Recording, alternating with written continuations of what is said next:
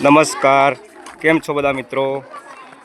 આપ નિહાળી રહ્યા છો આદિવાસી પટ્ટાના બોડાડુંગર ગામના કરંબા, કોચર અને હિરોલા, ત્રણ ગામના બાળકો છે. બાળકોને આજે નાસ્તાની અંદર ખીચડી આપવામાં આવી છે, વઘારેલી ખીચડી છે, આપ જોઈ શકો છો. આજે બાળકોને ભોજન સાથે ચોકલેટ પણ અમારા એક મિત્ર અહીંયા આવેલા છે. આજે એ મુલાકાત કરી, બાળકો સાથે વાર્તાલાપ કર્યો, પછી બાળકોને ચોકલેટ પણ આપી હતી. અને આ દીકરીના બેટા શું નામ છે તમારું? વેદાંશી તરફથી બધાને ચોકલેટ આપવામાં આવેલી છે. બેટા વેદાંશીને બધા થેન્ક યુ કહી દો.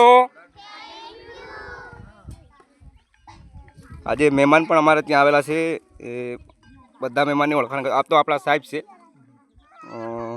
રાજુભાઈ, જે બાળકોને સરસ મજાનું જ્ઞાન આપે છે. સાથે સંજયભાઈ, સુરેશભાઈ અને અમારા સોમાભાઈ. સુરેશભાઈ, અહીંયા તમે કઈ રીતે આવ્યા? આ તમારું વિડીયો દેખ્યો 2-4 વખત, અને એમ તો તમે જૂના મિત્ર અમારા. બરાબર. તમે જે આ પ્રવૃત્તિ શરૂ કરી હા, દેખીને અમને ખૂબ આનંદ થયો, અને આગળ આ પ્રવૃત્તિને આગળ લઈ જવા માટે તમને અમારો પૂરેપૂરો સપોર્ટ કરીશું. અને ભવિષ્યની અંદર અહીં એક મોટું સંકુલ બનાવી અને બાળકોને, જે મા બાપ વગરના બાળકો છે, અનાથ છે, ગરીબ છે, એ બાળકોને ભણાવવા માટે અમે એકદમ તત્પર, તમને પૂરેપૂરો સપોર્ટ અમારો રહેશે.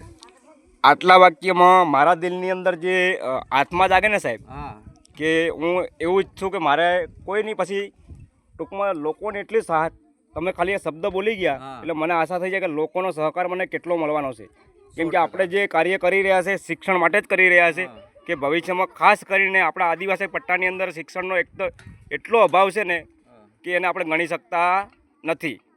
આવનાર દિવસોમાં દાહોદ જિલ્લાની અંદર અહીં અમે ગરીબ અને અનાથ બાળકોને બહુ સરસ રહેવા, જમવા અને ભણવાની સુવિધા ઊભી કરવા અમે તમારી સાથે 100% સહકાર અમારો રહેશે.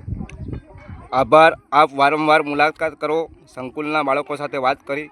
તમને આજનો અનુભવ કેવો લાગ્યો? બહુ સરસ. આટલી બધી મોટી સંખ્યામાં બાળકો દેખીને મને એમ થયું કે કૈલેશભાઈ, બોડાડુંગર આ એક અંતરિયાળ વિસ્તાર કહેવાય, એમાં આટલું શરૂઆત કરી એ જ અમને બહુ આનંદ થાય છે.